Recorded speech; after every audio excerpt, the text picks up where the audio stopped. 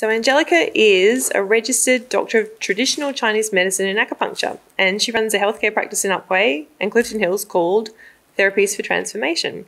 She's worked in the wellness and healing field for over 18 years. She's recently returned to study and is currently completing a master's in counselling and psychotherapy.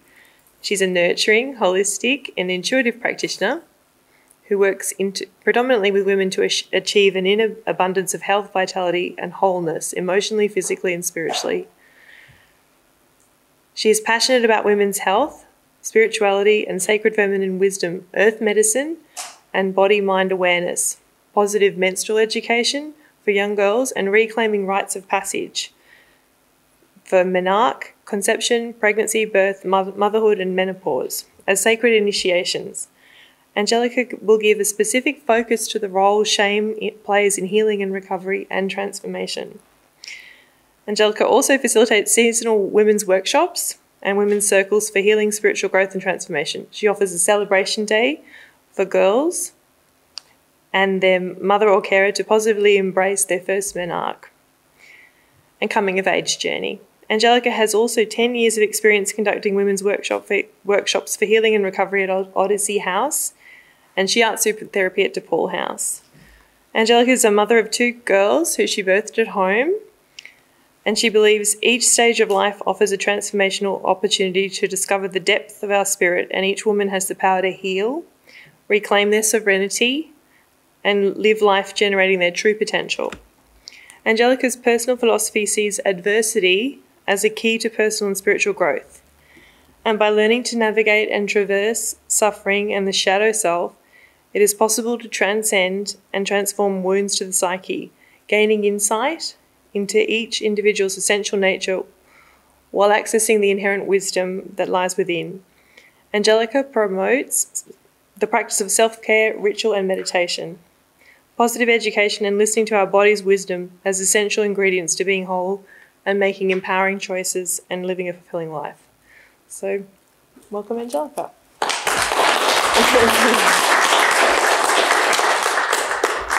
Thank you for being present this evening, and I also want to acknowledge the traditional owners of the land, past, present and emerging.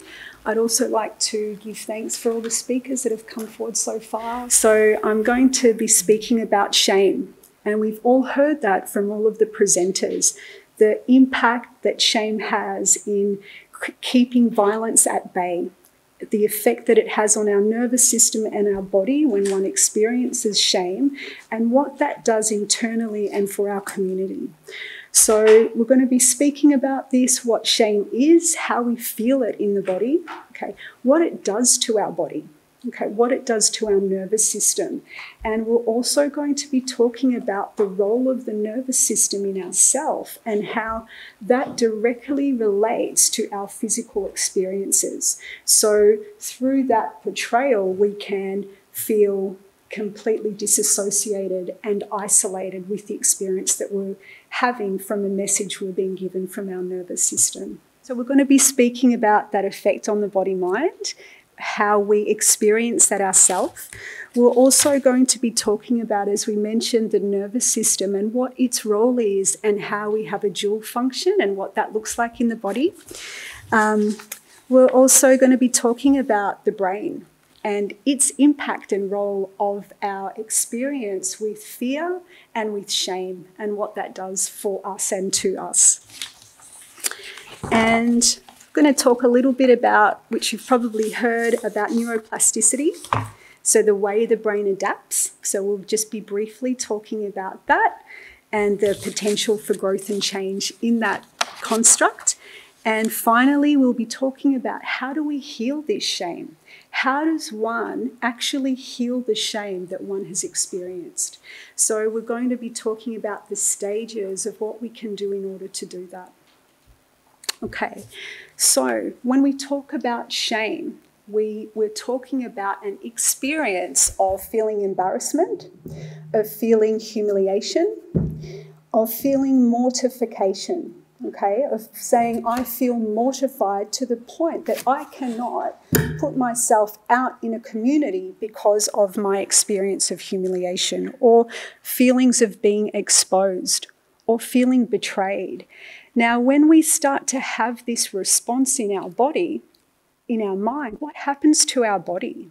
So shame happens because something unacceptable has happened to us. Okay? Something unjust we have experienced. We feel shame in response to that. Something that was not right, that we are not comfortable with, has occurred, and we feel that experience as a receiver of that within our body minds. So something that has occurred that we have not consented about creates a feeling of shame. Now, I'm sure each one of us knows the feeling of shame to some degree or another. It starts in childhood, the first time we get embarrassed. That is the first precursor of shame. It only perpetuates the older we get and the different degrees that we receive that. So that's when we first receive the message of what it feels like to feel embarrassment. Now, over the years, if that experience continues, we develop an association with what it feels like to feel embarrassment. Now, if we don't have the right paternal support structure, the correct attachment, which many people don't, okay, our sense of self becomes frayed from childhood. So that is there in the background of our being. Now, when something happens that is completely unjust, the older we get, or whether it's happened when we're young, okay, that sense of self becomes so fragmented that we lack the ability to know how to navigate our way through that experience. Now, when we have shame, we feel senses of isolation. So we can feel isolated. We feel so embarrassed and ashamed that something's happened that we don't want to be part of our community, our work. We don't want to tell our partner what's happened. We want to keep it secret. Every woman here has talked about the effect of secrecy and silence. And with shame, it is the silence that keeps this occurring. So the more we feel shame, the more we feel silenced about it, the more we're not able to come forward with that. So the more we mirror neurons within ourself and our community. Now, because our community, I'm not just talking about this community, I'm talking about society at large. Because society at large has had an inability to acknowledge its shadow self, so the things that are happening beneath the surface, shame becomes a very dominant force in the way that we interact with others. So when things like violence happen, okay, we have a very dual experience of what that does. Now, when we feel shame, we also can feel feelings of disassociations. The way to survive that might be that we've had to disassociate ourselves from the experience in order to survive. So that might make us feel invisible, but that helps us to feel safe in that experience at that time. Another thing that happens here is danger gets triggered in our brain. So we get a danger response. Our nervous system gets activated. And that nervous system tells us we're unsafe. Okay, we need to fight, or we need to flee, or we need to freeze. Now, when we're fighting, we've still got energy. We've got something that we can work with. Our body is still giving a feedback that we can do something about this. I'm going to fight this, what's happening. Okay, when we run away, we start to get into that isolation zone. I'm running away because I'm going to create safety, but as I run away, I'm also feeling isolated. As I do that, as I feel isolated, I start to feel embarrassed. I can't come forward and say anything. So it becomes a vicious cycle in how we receive feedback from ourselves. Okay, that's fight or flight. But what happens when we freeze?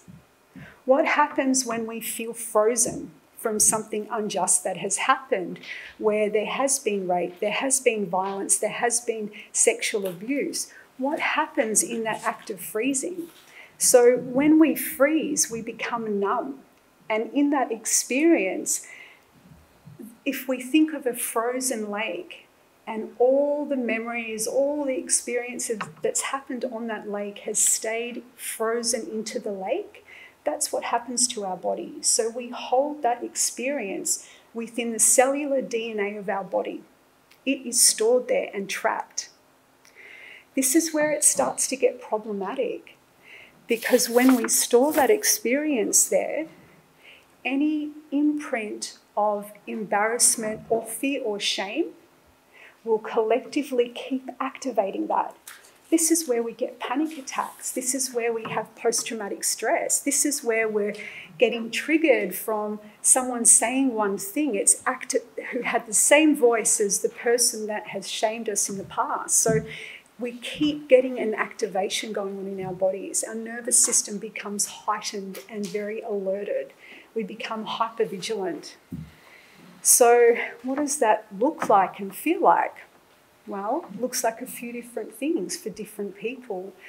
But when our nervous system gets activated in fight or flight, it's a sympathetic response. It means a trigger's happening, we're sympathizing with that, we're going to do what we can in order to survive that so we can get through that process. But what happens to our body as we do that? Our heart is elevated, there's an anxiety, could be an anger response, there's an overwhelm going on. There's so many things happening in that experience of that body at that time. But as I said, the body is still giving a feedback and it's regulating. Okay, it's actually regulating, it's telling us some information and we're responding to it. When we get the freeze, things start to slow down to the point of withdrawal over time. That's when things become chronic. So what can we do here at this point? We can look to our parasympathetic nervous system, okay? And that part of our brain is the part of our nervous system which can help mitigate arousal and fear responses. So when we're having a fear response and we're having a very bodily sensation, by activating our parasympathetic nervous system through the process of just breathing, if we can just get a couple of breaths in that moment, we're able to actually actively change what's happening in our body at that time. Okay, so the parasympathetic nervous system is the one that calms us down. It slows everything right down. It has the ability, like a gift, to be the remedy of the sympathetic nervous system that has all that trauma stored in it. So what does that mean? It means that the more that we're engaging in self-care practices, in breathing, in meditation, in walking in nature, in spaces where we're feeling comfortable and safe, we are giving our body a different message, and it has the ability to heal some of those past imprints that have happened. So we spoke about the brain before, and we spoke about the different things that can happen with shame. Now, as we mentioned, in our DNA of our body, okay, we have a part of our brain called the hippocampus, and that part of our brain stores implicit memory. So when we were speaking about trauma before and how it can get activated and how we can develop post-traumatic stress disorder or severe anxiety, difficulty self-regulating, it's because a part of our brain stores the information deep in its recess in order to survive, but to have a reference point of, if we meet that experience again, it's like we've got an understanding, we know what to do. So we have to survive that or we have to fight that. We're told a message by our brain. The difficulty with that experience, however, is that the more that this happens in our body minds, the less energy we have for our kidney systems, our adrenal systems. So we're using all the energy to be in that state, which is hypervigilant, in order to calm that. We know we're going to survive that, so we've got a memory, I'm going to deal with that over there. But as I'm doing that, I have not enough energy for my adrenal system. What do the adrenals do? So many things, but one of those things that they do is they look after the kidney system. The kidney looks after the brain looks after memory. So if all my energy is being used to daily coping, I don't have any more left for the other functions that my kidney has to do. So in time, what happens here? We feel exhausted. There's a sense of true depletion going on. Now, in that state of depletion, one thing that the kidneys do in a Chinese medical sense is they support the spirit and they support the heart and all its emotional faculties. So if I have no energy left in my kidneys, over time, withdrawal is going to take place. I'm going to feel really despondent about life, even suicidal. Okay, there's going to be a sense of absolute worthlessness because there is no energy left to help one get through that point which actually connects us to the spirit. So it's, again, we're seeing it, this feedback system with the body's intelligence. However, it's causing so many other things to go on for us. So how can we work with this? Well, the great thing about this is even though we do store things in our cellular DNA, so now we store things in our cellular DNA for 7 generations prior to us and 7 generations after us. Now, when you think of transgenerational trauma and you think about, you know, the effect of some children might be prone to anxiety, have lots of trauma. In the line before, it might have been the grandfather or the grandmother might have been in the war, a prisoner of war. So down the line, in our actual makeup of DNA within the helix, we have that imprint of experience that's stored there. So we keep carrying this when it's unresolved in all forms over and over and over again. Okay, so that's a deficit in a way, you could say. But the plus here is that we also have the potential to heal and change that. So what the kidneys also do metaphorically is the kidneys align us to our purpose and the fire in our belly. And they align us to the fire of life. So just by that small inclination of, in a moment of true despair, remembering there's something greater than ourselves in that moment or that experience, we have the potential to activate all the DNA cellular imprints that have been there that are our body's intelligence as well. Even if we have had multiple experiences of violence, shaming, abuse, sexual abuse, so we have the potential to heal that in that space. So by healing that, what happens then is that sense of despondency that can occur over chronic abuse or violence that is generated by shame. So over time, okay, that kidneys just getting the little spark back can help that spirit feel that it has the potential to heal itself. So just the smallest imprint. So, okay. And I just also wanted to say, now in that governing body of wisdom of our bodies, as we have the fear that sits in the recess in the depth of our body, in our bones, what we also have there is such a deep body of wisdom, okay? A deep body of wisdom that is activated by connecting to that spirit self.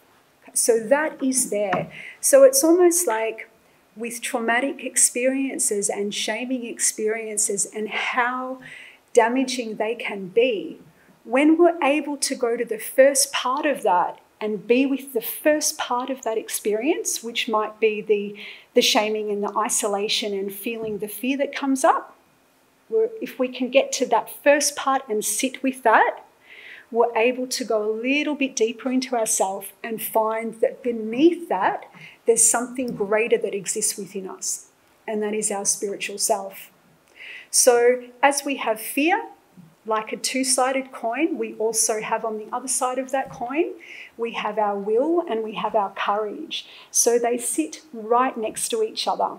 So sometimes it's a matter of understanding that to access one's full potential, or to access our gift or the wisdom from the traumatic experience, we sometimes need to go through the fear to get to the other end.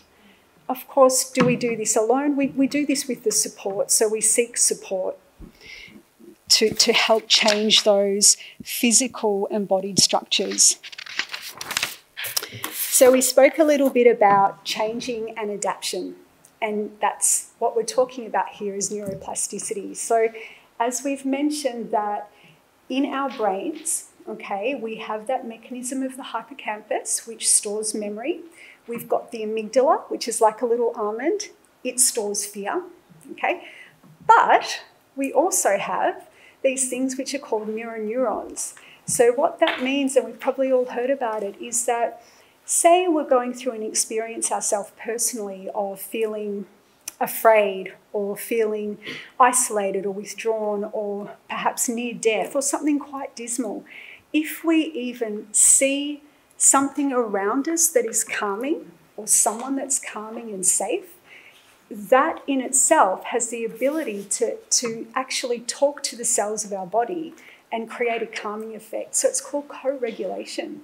So sometimes we can't regulate ourselves when we've been traumatized in that moment. But the act of going outside and seeing the sun and connecting to the earth, you know, seeing an innocent little child, those kind of things can give enough impetus for that part of us to adapt. So the traumatized part of ourselves to adapt. So we're just on the last slide now. Now, I think this quote says everything here by Maya Angelou, okay? There is no greater agony than bearing an untold story inside of you. Okay, so this really is for all those silenced voices out there, men and women, okay? Those who cannot activate their voice, those who are still afraid to do so. But when we're talking about healing shame, we are talking about, one, we need to acknowledge it. We need to name it. We need to name it with ourselves. I feel freaking shamed. I feel embarrassed. I just felt so ashamed that I did that or that this happened. I never want to be around anyone again. It's like having the trust of that inner dialogue and how powerful it is. Because the more we can name these things, the more we activate another part of our brain, which helps us to move through those parts of us that have been frozen in time. So if we name this experience, the act of speaking about it or naming it, you know, it is healing, not just for us, but for a community at large because of the mirror neuron effect. So it's quite remarkable. So we've spoken about the importance of breaking the silence. That's the first thing. Naming the experience, even using your throat to chant or make sound. It's the first step to activating your voice that's been frozen in time. 2, we've spoken about sitting with the feelings and the importance of that. So using breathing to slow down the nervous system and that fear response so it can help you to navigate the parasympathetic nervous system. And we've spoken about providing feelings of empathy and kindness to oneself as you're going through that experience. The next key here is acceptance, so really tuning into letting go of self-judgment. Okay, that part, this acceptance, allows one to surrender to something greater than themselves. So it helps them become in tune with, you know, the spiritual aspect of their nature. So the other thing after here is forgiveness. Now, how many times do we hear forgiveness and we cringe? You know, it's like, I don't want to forgive that person because they've done that to me and now I'm traumatized for my whole life. So when we say this, that's a your own way of understanding that. So forgiving yourself, okay? Forgiving oneself for feeling that it was their fault, my fault, your fault, okay? So forgiveness is what allows us to heal shame and judgment. And lastly, the last part here is reclaiming the self. So really rebirthing oneself and knowing that any experience can absolutely be rebirthed. But it requires understanding and it requires patience and it requires self-kindness and self-care. And with that, it also requires gratitude, okay, that one's alive. This has happened, but here I am. Okay, so I've got the potential to move forward from that point. Thank you.